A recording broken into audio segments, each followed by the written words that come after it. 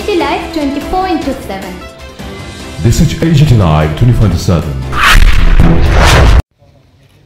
সেই অধিবেশনে বাজেটের উপরে বিরোধী দলনেতা তিনি যখন আলোচনা করছিলেন, সেই আলোচনার সময়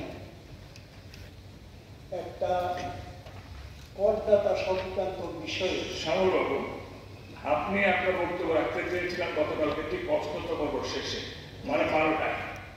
এখন আছেন আপনি গতকালকে বিকেলবেলার কথা। ইস্যু অনুসারে পরিবর্তন আপনাকে কিন্তু যেটা বলেছিলাম শ্যামলবাবু আপনি আগামীকালকে বলবেন, কোনো অসুবিধা নেই। বলুন আপনার মেইন ইস্যুটা বলতে, যেটার জন্য কাল আমরা দাঁড়িয়েছি। না, এখন নতুন যেহেতু একটা ইস্যু আছে এটা এই সময় তোলা যায়, এটা কেন দেবেন না কেন?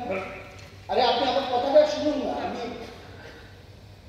আমি কি বলতে, আমার কথাটা শুনুন। ছিল প্রশ্ন না গতকালকে 12টার সময়, এখন বলছে গতকালকে বিকেলবেলা যাতে ঘটনা ঘটেছে তারপরে সাংঘাতিক ইম্পর্টেন্ট কি আমি বলছি গতকালকে আপনার 12টার ইম্পর্টেন্স ওটা হারিয়ে গিয়ে সেটাও আছে, সেটা আছে আমার কোনো অসুবিধা নেই। কিন্তু এখন যেটা বলছি সেটা একটু শুনুন না। শুনুন, বলুন। উনি যখন একজন করদাতা সম্পর্কে বলছিলেন, তখন পরিষদীয় মন্ত্রী, উনি দীর্ঘদিনের সম্মানিত, উনি বুঝেন সবকিছু, কিন্তু এই বিষয়ে উত্তেজিত হয়ে উনি বললেন, এটার মধ্য দিয়ে জিতেনবাবু আপনি আপনার জাত চিনিয়েছেন। না, সঠিক না। আমি বলছি, আপনি শুনুন। বলুন। জাত চিনিয়েছেন শুনুন, সেটা পরের বিষয়, সেটা পরের বিষয়, এটা অনেক পরে উনি কথা বলছেন। বিজেপি তো বল শোষণী দিতে চান না স্যার, জনতাকে শোষণী দিতে হয়, কোনো ইস্যু নেই। শোষণী, আপনার শোষণীতে কেউ শোষণী বলবে না। আপনাদের এই শোষণীটা যে নেগেটিভ প্রচার সবাই জানে, রাজ্যের মানুষ ভালো করে জানে। আপনি শুনুন, বিজেপি হলে কি বলবো, বিজেপি দল, উনি যদি বলতেন যে জিতেন বাবু আপনি আপনার যেটা বুঝিয়েছেন সেটা ছিল আলাদা, কিন্তু আপনি এই কথা বলেন, উনি বলেছেন যে আপনার জাত চিনিয়েছেন, এইটা অত্যন্ত নিন্দনীয়। এটা উল্টো করা উচিত, স্বীকার করা উচিত। সিনিয়র উনি আরো বললেন বাড়াবাড়ি করলে কি মেলার মাটি ঢুকিয়ে দেবে। বলছি অসমনীয় কোনো কাজ করলে মেলামাটি ঢুকে, এখনো বলছে অসমনীয় কিছু করলে, এখনো বলছে অসমনীয় কিছু করলে মেলামাটি ঢুকে দেবে।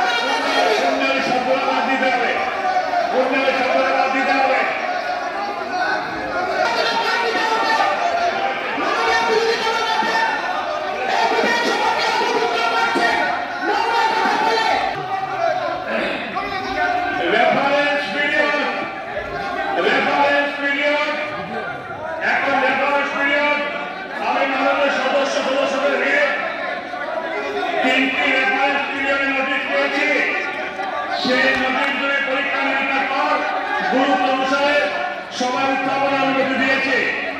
আমি প্রথমে মাননীয় সদস্যকে বিজ্ঞান করছেন অতি আহ্বাস কর্তৃক যুগভাবে আনিত ব্যাপারে প্রবৃত্তি বিষয়বস্তু সভা উত্থাপন করা অনুরোধ করছে। রিজেক্টেড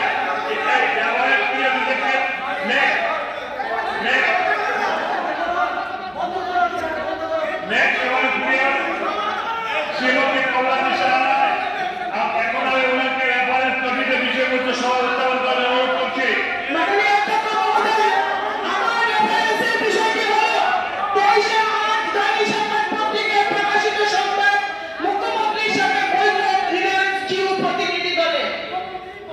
আমি সিএম দপ্তরের ভারপ্রাপ্ত মাননীয় মন্ত্রী মহোদয়কে এই রেফারেন্স কমিটির বিষয়ে বিবৃতি প্রদানের জন্য অনুরোধ করছি। যদি তিনি আর বিবৃতি দিতে প্রস্তুত না থাকেন তবে সময় দিতে পারেন এবং পরে কবে তিনি বিবৃতি দিতে পারবেন সেটা অনুগ্রহ করে জানাবেন।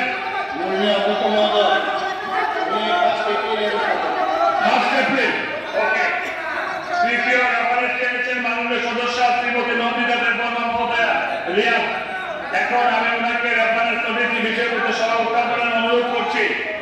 Honorable Speaker sir, আমার রেফারেন্স কপি 25 মার্চ সংবাদ পত্রিকায় প্রকাশিত সংবাদ সংখ্যা ডিজিটাল কন্টেন্ট বাবদে কালক্রিয়ালি করা হতে পারে পরিষেবা সম্পর্কে।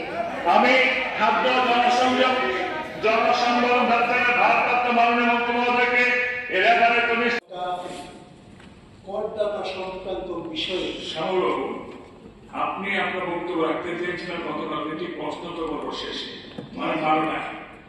এখন আছেন আপনি গতকালকে বিকেল বেলার ঘটনা বিষয় অনুসারে পরিবর্তন না আপনাকে কিন্তু যেটা বলেছিলাম শামুল আপনাকে কোনো অসুবিধা নেই। কোনো মেইন বিষয়টা বলছেন যেটার জন্য কাউকে দাঁড়িয়েছে না এখন নতুন যেহেতু একটা ইস্যু আছে না এটা এই সময় তোলা যায় না। এটা কেন দিলেন না কেন? আরে আপনি আমার কথাটা শুনুন না।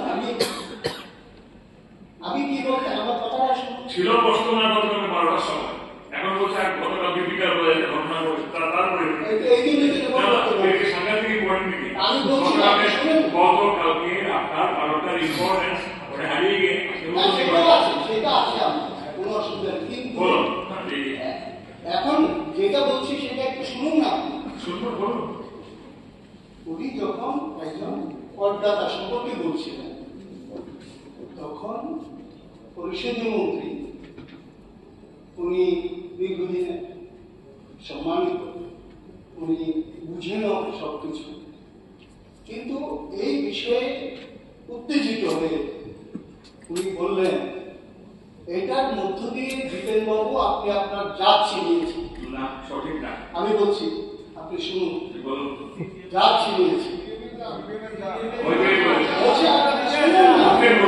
শুনুন সেটা পরের বিষয়, সেটা পরের বিষয়, এটা অনেক পরে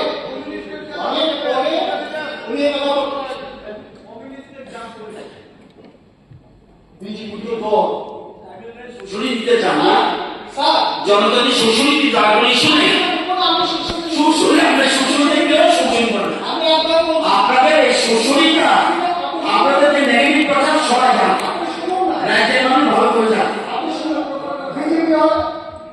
বিজেপি হবে কি বিজেপি দল উনি যদি বলতেন যে জিতেন বাবু আপনি আপনার দলের মানসিকতা বুঝিয়েছেন সেটা ছিল আলাদা।